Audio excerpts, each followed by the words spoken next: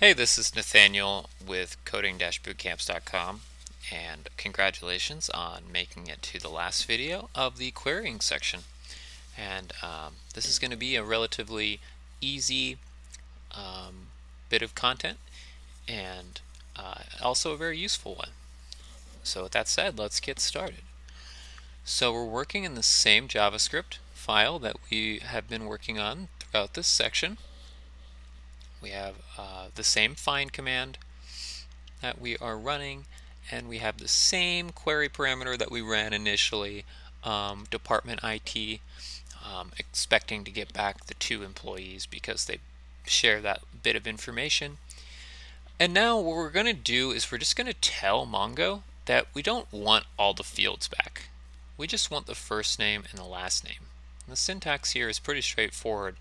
You see we have the comma here after our first JSON object with the query, and everything that comes after that comma that's in these brackets is the projection that we want. And a projection is just telling Mongo which fields we want to get back.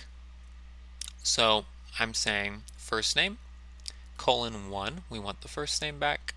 Last name, :1, we want the last name back. So all other fields shouldn't be in our result. We're going to print a little message to ourselves, finding all documents with projection. And we're going to loop over these documents we find, similar to what we've done before, and just print each one out. So let's save it, and let's give it a run. Oops.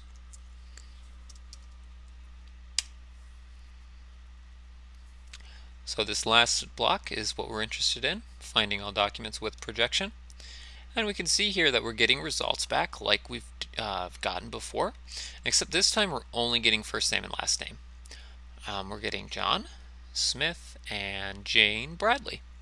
So again, if you look up to other results we've printed out, we're getting the whole block of data, but maybe we're just interested in first name and last name. Maybe we have a dashboard of employees and we just want to list their name.